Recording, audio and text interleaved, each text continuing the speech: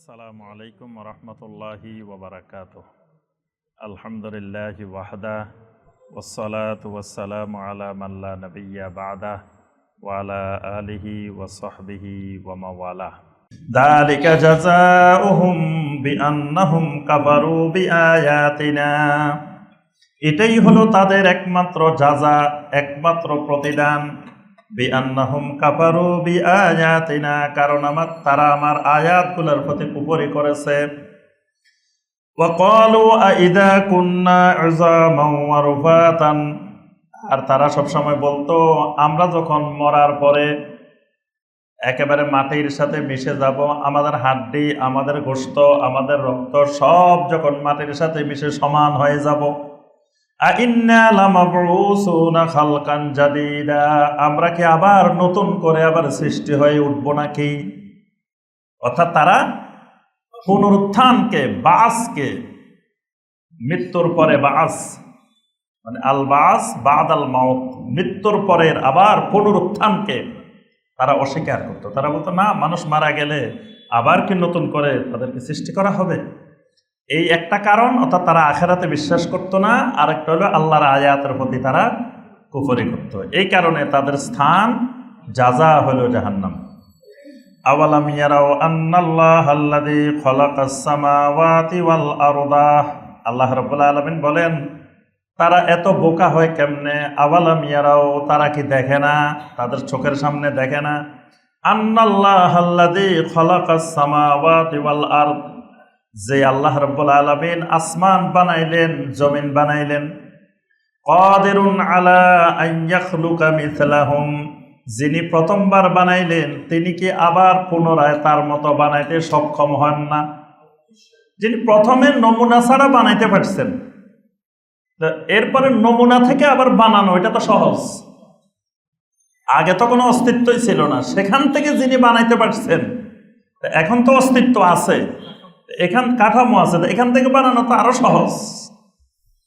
ওয়াজআলা লাহুম আজালান লা রাইবা ফি, মানুষের জন্য, আসমান জমিনের জন্য, সব কিছুর জন্য আল্লাহ রাব্বুল আলামিন একটা আজাল নির্ধারণ করে রেখেছেন, একটা নির্ধারিত সময় আল্লাহ পাক ঠিক করে রেখেছেন। লা রাইবা ফি, যে সময়ের ব্যাপারে কোনো সন্দেহ নাই। মানুষের জীবনের ব্যাপারে, পৃথিবীর জীবনের ব্যাপারে, সব কিছুর ব্যাপারে একটা আজাল আল্লাহ রাব্বুল আলামিন নির্ধারণ করে রেখেছেন। এজন্য এই আজাল আল্লাহ পাক যার জন্য যেটা ঠিক করছেন, এইটা সম্পর্কে আল্লাহ রাব্বুল আলামিনের কাছে প্রত্যেক মানুষকে জবাবদিহি করতে হবে। আল্লাহ রাব্বুল আলামিন যাকে যেই পরিমাণ হায়াত দান করছেন, সেই কয় বছর হায়াত দিছেন, এই কয় বছর হায়াত সম্পর্কে আল্লাহ রাব্বুল আলামিনের কাছে জবাবদিহি করা লাগবে। কিয়ামতের ময়দানে প্রত্যেক মানুষকে আল্লাহ রাব্বুল আলামিন 5টি প্রশ্ন করবেন। তার মধ্যে 1 নম্বর প্রশ্ন, আন হায়াতিহি ফিমা আবলাহু, তার ওমর সম্পর্কে, বয়স সম্পর্কে, হায়াত সম্পর্কে, তার হায়াত আল্লাহ যেটা দিছিলেন, যে ওমর, যে বয়স আল্লাহ দিছিলেন, সে বয়সটা সে কিভাবে কাটাইছে। অর্থাৎ এই নির্দিষ্ট আজালের ব্যাপারে, নির্দিষ্ট সময়টার ব্যাপারে আল্লাহ সুবহানাহু ওয়া তাআলার কাছে প্রতিটা ঘন্টার, প্রতিটা মিনিটের সময়ের হিসাব আল্লাহর কাছে দেওয়া লাগবে। আমরা দেখা যায় বেহুদা সময় নষ্ট করে ফেলতেছি, কোনো খবর নাই, কিন্তু এই সময় তো ওই নির্ধারিত আজালের মধ্যেই। এই সময়টা তো আমি যে আল্লাহ নাফরমানি করে বেড়াইতেছি, এটাও এই আজালের ভিতরে, নির্দিষ্ট আমার জন্য বরাদ্দকৃত যে সময়টা, সেই সময়ের ভিতরেই। সুতরাং এই সময়টা সম্পর্কে আল্লাহ সুবহানাহু ওয়া তাআলার কাছে আমাকে আপনাকে জবাবদিহি করা লাগবে। ফাআবা যালিমুনা ইল্লা কুফুরা, জালেমদের কুফরি ছাড়া আর কিছু বৃদ্ধি পায় না। মানে যারা জালেম, তাদের শুধু দিন দিন কুফরি বৃদ্ধি পায়, কুফরি বাড়ে। কুল লাউ আনতুম তামলিকুনা খাযাইনা রাহমাতি রাব্বি ইযাল লা আমসাকতুম খাশিয়াতাল ইনফাক ওয়া কানাল ইনসানু কাতুরা। আল্লাহ রাব্বুল আলামিন বলেন, রাসূল আপনি বলেন, লাউ আনতুম তামলিকুনা খাযাইনা রাহমাতি রাব্বি, যদি তোমরা মালিক হইতে, লাউ আনতুম তামলিকুনা, যদি তোমাদেরকে মালিক বানাই দেওয়া হইতো। কিসের মালিক? খাজাইনা রহমত রব্বি, আমার রবের রহমতের খাজিনার মালিক, রহমতের ভান্ডারের মালিক। যদি তোমাদেরকে আমার রবের রহমতের ভান্ডার সমূহের মালিক বানাই দেওয়া হইতো, ইদাল্লা আমসাকতুম খাশিয়াতাল ইনফাক, তোমরা তখন এগুলা খরচ হয়ে যাওয়ার ভয়ে শক্ত করে এগুলাকে আগ্রায় ধরে রাখতা। মানে কথাটা হলো, আল্লাহ পাক যদি মানুষের হাতে এই পৃথিবী পরিচালনার সবকিছু, ধরেন বাতাস পরিচালনা, তারপরে বৃষ্টি পরিচালনা, মেঘমালা পরিচালনা, এই আল্লাহর জমিনে যা যা কিছু আছে এইগুলো যদি মানুষের হাতে দিয়ে দিতেন, তো মানুষ কি করত? তাদের ইচ্ছা মতো এখান দিয়ে দিত, ওখান থেকে কিছু দিত, ওখান থেকে কিছু, যেখানে তাদের দলীয় লোক আছে ওখান দিয়ে বৃষ্টি হইতো, অন্য জায়গা দিয়ে আর বৃষ্টি হইতো না। এখান দিয়ে ধরেন বাতাস যাইতো, ওই দিক দিয়ে আর বৃষ্টি বাতাস যাইতো না। এইভাবে করে দিত। দেওয়ার পরে সব খরচ করতো না। খাশিয়াতাল ইনফাক, আল্লাহ পাক বলছেন এইগুলা খরচ হয়ে যাওয়ার ভয়ে তোমরা এগুলো ধরে রাখতে। বলতে না এত বাতাস দিয়ে ফেললে পরে বাতাস বন্ধ হয়ে গেলে, গ্যাস সব খরচ করে ফেললে পরে কি হবে, বিদ্যুৎ খরচ করে ফেললে পরে কি হবে, এগুলো তার রিজার্ভ রাখতে হবে, ধরে রাখা লাগবে। আল্লাহ পাক বলছেন লা আমসাকতুম খাশিয়াতাল ইনফাক, তোমাদের হাতে যদি আমি আল্লাহ এগুলো দিয়ে দিতাম, রবের রহমতের ভান্ডারগুলো দিয়ে দিতাম, তো তোমরা খরচ করতে না, এগুলা খরচ হয়ে যাওয়ার ভয়ে তোমরা এগুলো রিজার্ভ রেখে দিতে, আগ্রায় ধরে রাখতা। ওয়া কানাল ইনসানু কাতুরা, কারণ মানুষ হইল সব সময় কৃপণ। মানুষের এটা মানুষের মানে প্রকৃতিগত সৃষ্টিগত ফেতরাত। মানুষ সবসময় চিন্তা করে আমি যদি সব খাই ফেলাই বাঁচলে কি খাবো। আগে মুরব্বীরা বলতো, এখন যদি আজকে যদি সব খাই ফেলাই কালকে যদি বাঁচি তো কি খাবো কালকে। এই জন্য মানুষ জমা করে রাখে সব সময়। মানুষের অভ্যাস হলো খরচ করতে চায় না, খরচ করতে চায় না, কারণ অনেক টাকা তাও খরচ করতে চায় না। কয় এরকম খরচ করতে থাকলে তো রাজার রাজত্বই থাকবে না। টাকা আছে অনেক কিন্তু খরচ করতে চায় না, খরচ করতে চায় না, আটকায় রাখে। আল্লাহ পাক বলছেন ওয়া কানাল ইনসানু কাতুরা, মানুষের অভ্যাসই হলো এটা, তারা সবসময় কৃপণতাকে পছন্দ করে, কৃপণ হয়ে থাকতে চায়, মানে খরচ করতে চায় না, যেটা বাধ্য হয় সেটা খরচ করে। এই কথাটা আল্লাহ রাব্বুল আলামিন কেন বলছেন? এই কথাটা বলার কারণ হলো আল্লাহ পাক আল্লাহর পরিচয় দিতে গিয়ে বলছেন যে যদি মানুষের হাতে বা অন্য কোনো সৃষ্টির হাতে আমি নিয়ন্ত্রণ দিয়ে দিতাম, তাহলে তোমরা এখন যেভাবে আল্লাহর নিয়ামত ভোগ করতেছ, বাতাস পাইতেছ, পানি পাইতেছ, যা যা আল্লাহর নিয়ামত পাইতেছ, এইভাবে পাওয়ার সম্ভাবনা ছিল না। এটাই প্রমাণ করে যে এই সব সৃষ্টি জগতের আসমান জমিনের পরিচালনা একমাত্র আল্লাহর নিয়ন্ত্রণে আছে। সুবহানাল্লাহ, অন্য কারো নিয়ন্ত্রণে নাই। এটাই আল্লাহর পরিচয় বহন করে তোমাদের সামনে। এই জন্য আল্লাহ পাক বলছেন এটাই আমার আয়াত। আচ্ছা, এখানে আরেকটা জিনিস দেখেন, আল্লাহ পাক বলছেন আমার রবের রহমতের ভান্ডারের মালিক যদি কাউকে বানাইতে হইতো, এখন যদি বলেন যে আল্লাহর ধন রাসূলের দিছে, রাসূলের ধন খাজারে দিয়ে দিছে, খাজা সব ধন ভান্ডার নিয়ে খাজা বাবা আজমিরে বসে আছে, এই কোরআনে কারিমের আয়াতের সম্পূর্ণ বিপরীত উপরে কথা। যারা এরকম কথা বলবে, বিশ্বাস করবে, তওবা করে মুসলিম না হইলে এরা কুফরি করে ফেলছে, মারাত্মক কুফরি। কারণ আল্লাহর ভান্ডার আল্লাহ কাউকেই মালিকানা দেন নাই, নবী সাল্লাল্লাহু আলাইহি ওয়াসাল্লামকে বিন্দুমাত্র আল্লাহর ভান্ডারের মালিকানা দেন নাই। সম্পূর্ণরূপে আল্লাহ পাক নিজেই এটার মালিক। নবী সাল্লাল্লাহু আলাইহি ওয়াসাল্লাম বলছেন, আল্লাহ পাক রাসূলকে বলছেন আপনি বলেন আমার কাছে যদি আল্লাহর ভান্ডার থাকতো, তাহলে আমি যদি এগুলোর মালিক হইতাম, তাহলে অনেক ক্ষতি থেকে অনেক কিছু থেকে আমি বেঁচে যাইতাম। কিন্তু আমার কাছে আল্লাহর কোনো ভান্ডার নাই, আল্লাহর কোনো ভান্ডার নাই, আমি কোনো গায়েব জানি না। আল্লাহ রসুলকে আল্লাহ শিখাই দিয়েছেন আপনি এটা বলেন। তারপরে যদি কেউ বলে না আল্লাহর ভান্ডার সব রাসূলকে দিয়ে আল্লাহ গায়েব হয়ে গেছেন, রাসূল সব ইন্ডিয়া আসি আজমিরের দিয়ে, আজমিরের খাজা বাবাকে দিয়ে রাসূল চলে গেছেন, এটা হলো মারাত্মক কুফরি এবং শিরকি বাক্য। আল্লাহ পাক এই শিরক এবং কুফর থেকে মুসলিম উম্মাহকে হেফাজত করুন। এরপরে আল্লাহ সুবহানাহু ওয়া তাআলা বলেন ওয়ালাকাদ আতাইনা মূসা তিসআ আয়াতিম বাইয়িনাত, আমি মূসাকে 9টি সুস্পষ্ট নিদর্শন দান করেছিলাম, যেগুলো ছিল বায়্যিনাত, একেবারে স্পষ্ট, এগুলা একেবারে জাজ্জল্যমান, দেখা গেছে, মানে বাস্তবে জমিনে দেখা গেছে এরকম 9টা নিদর্শন আমি মূসাকে দিয়েছিলাম। এই নিদর্শনগুলো কি ছিল? আল্লাহ পাক কোরআনে কারিমে বিভিন্ন জায়গায় এই নিদর্শনগুলোর বর্ণনা দিয়েছেন। একটা নিদর্শন ছিল লাঠি। মূসা আলাইহিস সালামকে আল্লাহ পাক একটা লাঠি দিয়েছিলেন, আসা দিয়েছিলেন। মূসা আলাইহিস সালামকে আল্লাহ রাব্বুল আলামিন ইয়াদে বাইদা দিয়েছেন। ইয়াদে বাইদা মানে এই হাত বগলের নিচে দিয়ে, বগলের নিচ থেকে বাহির করলে এটা একবারে আলোর মতো, অনেক দূর পর্যন্ত আলো দেখা যায়। হাতের ভিতর থেকে কি বাহির হয়? আলো বাহির হয়, নূর বাহির হয়, আলো বাহির হয়। এটাকে বলা হয় ইয়াদে বাইদা। এটা অনেক নবীকে আল্লাহ রাব্বুল আলামিন এই মুজিজা দিয়েছেন। এরপরে তোমাদের সামনে মূসা আলাইহিস সালাম জাদুকরদেরকে পরাজিত করে দিলেন। ওই সময়কার যত বড় বড় জাদুকর, সব জাদুকরকে হাজির করা হয়েছে। মূসা আলাইহিস সালাম এমন মুজিজাত দিয়ে দিলেন, দেখাই দিলেন, সব জাদুকরের সব জাদু একসাথে খেয়ে ফেলছে। সেখানে জাদুকরেরা পরাজিত হয়ে গেছে।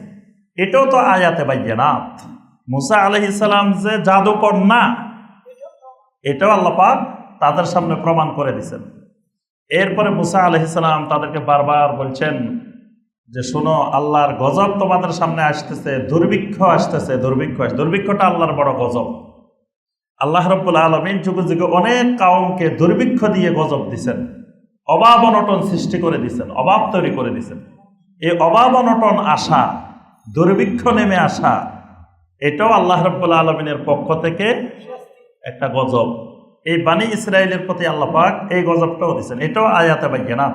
মূসা আলাইহিস সালাম তাদেরকে বারবার সতর্ক করছিলেন। এরপরে আল্লাহ রাব্বুল আলামিন তাদের উপরে তুফান দিয়েছিলেন, তুফান, বড় আকারে তুফান।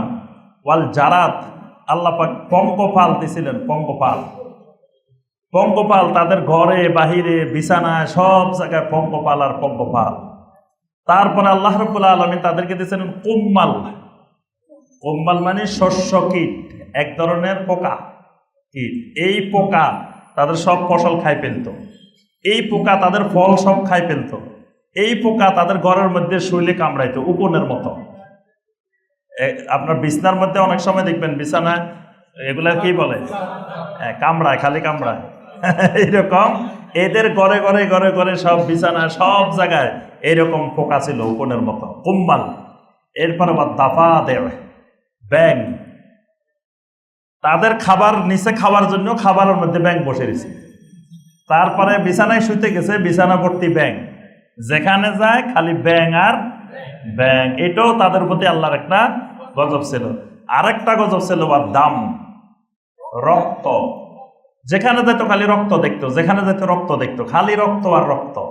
এটাও আল্লাহ রাব্বুল আলামিনের একটা গজব। এই 9টা আয়াতে বায়্যিনাত আল্লাহ পাক মূসা আলাইহিস সালামকে দান করেছিলেন। আল্লাহ পাক বলেন ফাসআল বানি ইসরাঈল, বানি ইসরাঈলদেরকে তোমরা জিজ্ঞাসা করো। এই 9টা বায়্যিনাত সম্পর্কে বানি ইসরাঈলেরা সব জানে। তাদের কিতাবে তাওরাতে, ইনজিলে, জাবুরে এই 9টা বায়্যিনাত সম্পর্কে বর্ণনা আছে। তাদেরকে জিজ্ঞাসা করে দেখো, ইজ জাআহুম ফাকালা লাহু ফিরআউনু ইন্নী লাআযুন্নুকা ইয়া মূসা মাসহুরা। আল্লাহ রাব্বুল আলামিন বলেন, এই বায়্যিনাতগুলো যখন এসে গেল, তখন ফেরাউন মূসা আলাইহিস সালামকে ডেকে বলল, ইন্নী লাআযুন্নুকা, অবশ্যই আমি তোমার ব্যাপারে ধারণা পোষণ করি, ইয়া মূসা, হে মূসা, মাসহুরা, তোমাকে আমি মনে করি তুমি বড় মাপের একজন উচ্চপদস্থ জাদুকর। যে সে জাদুকর না, তুমি জাদু দিয়ে আমাদেরকে ব্যাং দেখাইলা, জাদু দিয়ে রক্ত দেখাইলা, জাদু দিয়ে উকুন দেখাইলা, জাদু দিয়ে পঙ্গপাল দেখাইলা, জাদু দিয়ে তুফান দেখাইলা, কত কিছু দেখাইলা। তুমি হইলা মাসহুরা, তুমি হইলা একটা বড় ধরনের জাদুকর। মানে আল্লাহ পাক দিলেন আয়াতে বায়্যিনাত, যাতে এই আয়াতগুলো দেখে তারা আল্লাহকে খুঁজে পায়। আর তারা মনে করে নিল এগুলা জাদু, মাসহুরা। তখন মুসা আলাইহিস সালাম এর জবাবে কি বলছেন? ক্বালা লাকাদ আলিমতা মা আনসালা হাউলাই ইল্লা রাব্বুস সামাওয়াতি ওয়াল আরদি বাসায়ের। মুসা আলাইহিস সালাম বললেন, লাকাদ আলিমতা, ও ফেরাউন তুমি ভালো করে জানো, মা আনসালা হাউলাই, এগুলা আমি অবতীর্ণ করি নাই, আমি আনি নাই, আমি জাদু দেখাই নাই, এগুলা তো অবতীর্ণ করেছেন ইল্লা রাব্বুস সামাওয়াতি ওয়াল আরদি বাসায়ের, এগুলা যিনি অবতীর্ণ করেছেন তিনি হলেন আসমান আর জমিনের একমাত্র রব। তিনি এই বাইয়িনাত নাযিল করেছেন বাসায়ের, যাতে তোমরা সরাসরি চোখে দেখতে পারো, চোখে দেখে যাতে আল্লাহকে মেনে নাও, আল্লাহকে খুঁজে পাও, এই জন্য তিনি নাযিল করছেন। মুসা আলাইহিস সালাম বলেন, ওয়া ইন্নী লা আযুন্নুকা ইয়া ফিরআউন মাসবুরা। দেখেন ফেরাউন যেই বাক্যে বলছে, মুসা আলাইহিস সালাম তাকে জবাব দিছেন সে বাক্যে। দুইটা বাক্য লক্ষ্য করেন। ফেরাউন কইছে ইন্নী লা আযুন্নুকা ইয়া মূসা মাসহুরা, মুসা আলাইহিস সালাম বলছেন ইন্নী লা আযুন্নুকা ইয়া ফিরআউন মাসবুরা। সমান সমান জবাব। ফেরাউন বলছে আমি অবশ্যই ধারণা করি নিশ্চিতভাবে তুমি একজন জাদুকর। মুসা আলাইহিস সালাম বলছেন ওয়া ইন্নী লা আযুন্নুকা ইয়া ফিরআউন, হে ফেরাউন আমিও তোমার ব্যাপারে নিশ্চিত ধারণা করি যে মাসবুরা, তুমি একজন হতভাগা ব্যক্তি, তোমার মতো হতভাগা জমিনে আর দ্বিতীয় কেউ নাই, তোমার তাকদিরে তোমার নসিবে হেদায়েত নাই। কারণ তুমি হেদায়েত পাওয়ার জন্য যত রকমের উপকরণ দরকার, বাইয়িনাত দরকার, সব তুমি দেখছো, আল্লাহ তোমাকে সব দেখাইছে, কিন্তু দেখানোর পরেও তুমি আমাকেও চিনতে পারো নাই, রবকেও চিনতে পারো নাই, তুমি হলো মাসবুরা, তোমার মতো হতভাগা আর জমিনে দ্বিতীয় কেউ, তুমি বড় ধরনের একজন হতভাগা ব্যক্তি। ফাআরাদা আন ইস্তাফিজ্জাহুম মিনাল আরদি ফাআগরাকনাহু ওয়া মান মাআহু জামিআ। ফাআরাদা আন ইস্তাফিজ্জাহুম মিনাল আরদি, এই জবাব দেওয়ার পরে ফেরাউন ইচ্ছা করলো তাদেরকে জমিন থেকে নিচ্ছিন্ন করে দিবে, মুসা আলাইহিস সালামকে আর বনি ইসরাইলকে জমিন থেকে একেবারে বিতাড়িত করে দিবে, নিচ্ছিন্ন করে দিবে। ফাআগরাকনাহু ওয়া মান মাআহু জামিআ, আমি আল্লাহ ওই ফেরাউনকে, ফেরাউনের সঙ্গী সাথী যারা ছিল সবাইকে একসাথে সাগরের মধ্যে ডুবিয়ে দিছি। সুবহানাল্লাহ। ওয়া কুলনা মিন বাদিহি লিবানি ইসরাইল, ফেরাউন আর ফেরাউনের সঙ্গীকে ডুবাই দেওয়ার পরে আমি বানি ইসরাইলকে বলে দিলাম উসকুনুল আরদা, এই জমিনের মধ্যে তোমরা বসবাস করো। ফাইদা জাআ ওয়াদুল আখিরাতি জিনা বিকুম লাফিফা, যখন আখিরাতের সেই ওয়াদা, সেই অঙ্গীকারের সময় এসে যাবে, তখন আমি তোমাদের সবাইকে একসাথে এখানে আমার সামনে নিয়ে আসব। মানে ফেরাউনের দলবল তাদেরকে এবং তোমাদেরকে সবাইকে আমি একসাথে আমি আল্লাহর সামনে সেদিন হাজির করব, নিয়ে আসব। ওয়াবিল হাক্কি আনসালনাহু ওয়াবিল হাক্কি নাযালা ওয়া মা আরসালনাকা ইল্লা মুবাশশিরাও ওয়া নাযীরা। ওয়াবিল হাক্কি আনসালনাহু, এই কোরআনকে আমি নাজিল করেছি সত্য সহকারে, হক সহকারে। এই কোরআনকে এনজাল করেছে, মানে এনজাল মানে ধারাবাহিক, এই একসাথে নাজিল করছে। কোরআন দুইভাবে নাজিল হয়েছে, একটা হলো এনজাল আর একটা হলো তানজিল। এনজাল মানে একসাথে, রমাদান মাসে লাইলাতুল কদরের রাত্রিতে কোরআনে কারীম লাওহে মাহফুজ থেকে প্রথম আকাশে বাইতুল ইজ্জত নামক স্থানে একসাথে আল্লাহ পাক নাজিল করেছেন, এটাকে বলা হয় এনজাল। ইন্না আনজালনাহু ফি লাইলাতুল কদর, লাইলাতুল কদরের রাত্রিতে এটাকে আমি এনজাল করেছি। আবার কোরআন তানজিল হয়েছে, তানজিল মানে ধীরে ধীরে ধীরে ধীরে আস্তে আস্তে 23 বছরে, দীর্ঘ 23 বছরে আল্লাহ পাক কোরআনে কারীমকে নাজিল করছেন। তো এখানে আল্লাহ পাক বলছেন ওয়াবিল হাক্কি আনজালনাহু, আমি কোরআনকে এনজাল করেছি সত্য সহকারে। সত্য সহকারে মানে কি? সত্য সহকারের অর্থ হলো কোরআনে কারীমের যত বর্ণনা আছে সবগুলা হলো হক। কোরআনের প্রত্যেকটা বর্ণনা হক, প্রত্যেকটা শব্দ হক, প্রত্যেকটা কথা হক। কোরআনে কারিমের মধ্যে কোনো মিথ্যা, কোনো ভুল এরকম বিন্দুমাত্র কথা নাই। আর কোরআনে কারিমের কথাগুলো বাস্তবতার সাথে মিল, অবাস্তব মিল নেই এরকম কিছু মানে ঐতিহাসিক কথা, কিছু পণ্ডিতি কথা পৃথিবীর বিভিন্ন ধর্মগ্রন্থ খুঁজতে দেখবেন, মানে বাস্তবতার সাথে ওখানকার কথার কোনো মিল নেই।